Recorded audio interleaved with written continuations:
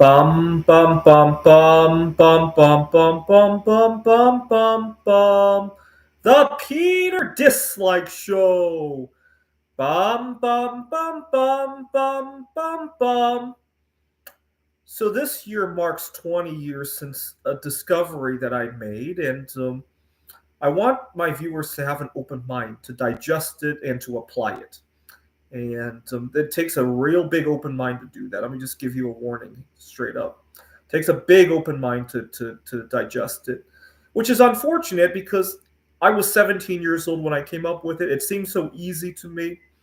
And at the same time, it's so hard for anybody to understand it. Let's bring up why I made this discovery in the first place. I was going to college part time, and I had three big problems on my mind. First of all, as a college student, it's not hard to imagine there's not enough hours in the day to do everything that I wanted to do, right? Studies and social life and just having space to myself and good eating habits. It's really an exercise. It's really hard to jam all that into a day, right? Oftentimes, I had difficulty waking up in the morning when it was time to get up for school. I didn't drive at the time. My mom had to drive me to campus. She'd come to my bedroom to wake me up, and I would ask for 5 more minutes. And in Chinese, the number five is pronounced "ooh." She would say, "Come on, wake up for school." Ooh, ooh. That was my favorite thing to say every morning. Even my brother, he was 4 years old at the time, really loved that word. And so I would ask for 5 more minutes. And then it would be time to go to sleep, and I wouldn't want to sleep. I was active and I wanted to stay up all night, and it became a huge amount of drama for my parents to get me to go to sleep or to wake up, right? And then in between there, I would have not enough hours during the day.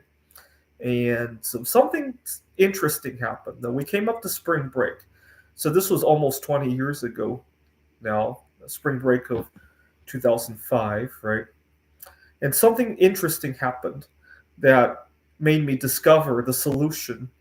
One thing can solve all three of these problems. I'll let you take a moment to think about what is one change that can solve all three of these. One very simple change. It doesn't involve a drug. It doesn't involve you to really append everything. What it does involve is that everybody in your social orbit would have to do it at once. But everybody would have a better life if they did it. Well, what happened during spring break? During the spring break, I got my wish. I got to stay up later than I wanted to, right? My parents were wanting me to go to bed at 11 o'clock. And that first night of spring break, I got to stay up till 1, 2 in the morning. Well, guess what happened when I did that? Not only did I have more time to do all the things that I didn't have time to do earlier, but at 1 or 2 in the morning, I actually crashed. I didn't need anybody to pin me down to the bed in order to go to sleep. The only problem is the next day I woke up pretty late as well, right? 11, 12 o'clock at noon. But you know what happened when I woke up at 11 or 12? I actually wanted to jump up and do everything that I wanted to do. Nobody had to drag me out of bed. I didn't say ooh to anybody when they woke me up, right? I actually was wanted to wake up, right? In fact, you could have. I would have had a hard time continuing to sleep. Let's say somebody broke into the house, and I really wanted to pretend to be asleep so that they wouldn't know that I saw him. I probably have a hard time doing that, right? But guess what happened the following night? I was staying up even later than 1 or 2 in the morning. Maybe I was staying up till 4 in the morning. And guess what happened at 4 in the morning? I actually collapsed. Nobody had to pin me to the bed. In fact, you could have brought in something that I would have loved to stay up to do. Right? Maybe some girl that I like came over and oh, too bad, right? I'm too tired to see you, right? Or something else that I wanted to do. My favorite video game just got released. Too bad, right? I was so tired. And so it really did solve all of the problems. The problem is that spring break eventually came to an end, obviously, and I was sleeping at 8, 9 in the morning, and I would go to the classroom and be half asleep during the class.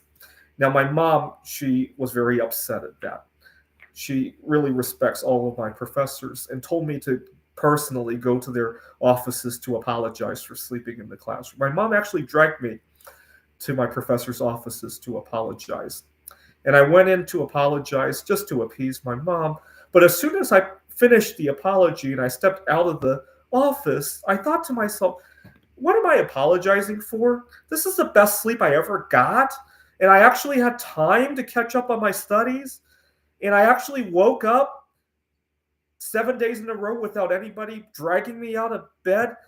Gee, wait a minute. What am I apologizing for? And it drove me insane.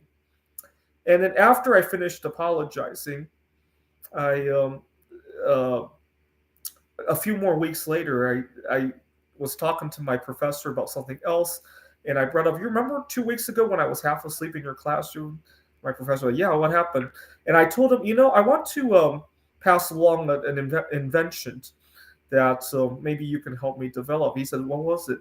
I said, during the spring break, I actually slept really well. I woke up without anybody waking me up. I had enough time during the day. I think we just need to ignore the 24-hour cycle and have like a 26-hour cycle, and everybody would sleep so much better, wake so much better. I need to go patent this idea. That's what I said at the time.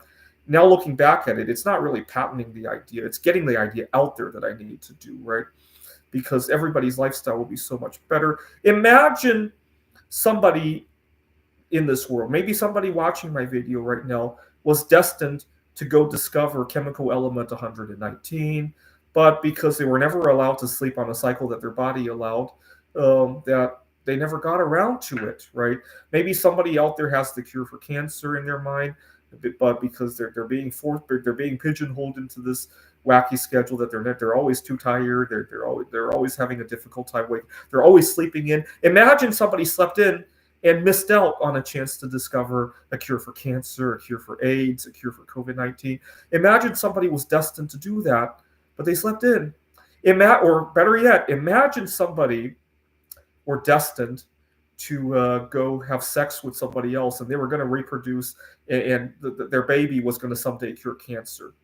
But they don't have enough time during the day. They never met up. They never had sex. And as a result, the baby that was destined to cure cancer in the future is never born, right?